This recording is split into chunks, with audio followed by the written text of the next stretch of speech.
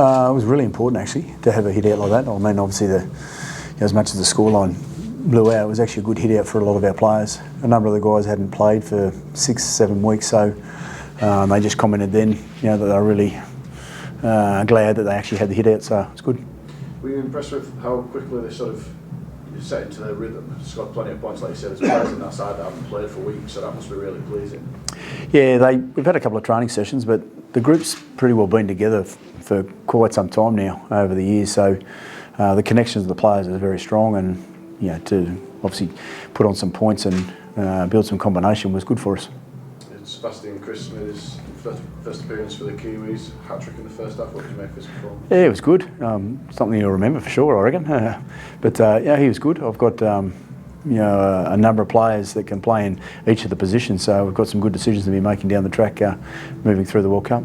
Just touched on it there with the decisions to make. You've got 5 or 6 very handy players that didn't play tonight coming into your squad. Have you got an idea, or a clearer idea, or less of an idea after that performance of what you start inside in the first round of the World Cup? I've got an idea in my mind, but I want to make sure that those guys that have come over are ready to go as well. I've got a number of players there that can play, but I'll be picking a very strong team in that first game. Do you have any injury concerns? The thing I noticed was Hiku with a strapped thigh. But yeah, that was just a bit of a cork. He's fine. Yeah, everyone got through, which was great. Have you ever been involved in such an emotional and a special occasion like this? Because it felt more than a game, like a celebration of a few very special players. Yeah, it was very special. For the Leeds guys that are finishing up, and for Leeds to actually allow us to put this on. There's a strong history between, which I learnt since I've been here, between Leeds and the Kiwi team. But to see the players, and obviously Tommy at the end there, I'm very fortunate to coach Tommy in 2 really good years when I was over here, and he was a huge part of, along with all the players there, that changed the dynamics of that club. So I think Tommy's done that for a long time, and to have all the Kiwis there and him putting it on the haka with his 3 beautiful kids, I think it was pretty special. Yeah.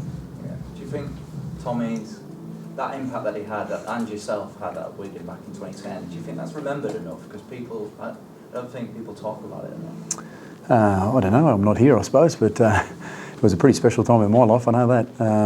It's a special club, and it was nice to see people like Wayne go on and succeed, and the club to continually succeed, obviously, once I was gone, so that was great. And I had a night there the other night just with Tommy, and I saw a number of the players, and Sean O'Loughlin and Big Fecker, and there was many others, Deeks, Liam Farrell, and telling stories about Lee Mossop. So all those things are pretty special at the time it was over here. So I guess we as a group that were together do remember it.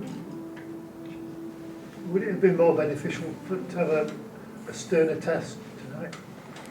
I'll tell you in a couple of weeks. But look, we're just glad that we got through the game and we were able to build some combinations. They jumped on us early in that first 5 minutes, and they put us under a fair bit of pressure. But it's a big ask too for the Leeds boys to turn around from a grand final, and 2 weeks later they're playing. And I'm very fortunate to have a number of the best players in the world playing in the team that I have. So it's a big ask. But look, for ourselves personally, it was good. You mentioned having world-class players in your side. There's been a lot of talk about Australia, England, Tonga and Samoa. Do you think you've gone under the radar a bit despite being the #1 world-ranked team? Look, I think Australia, Australia got the runs on the board in World Cup, so we've come here to be successful.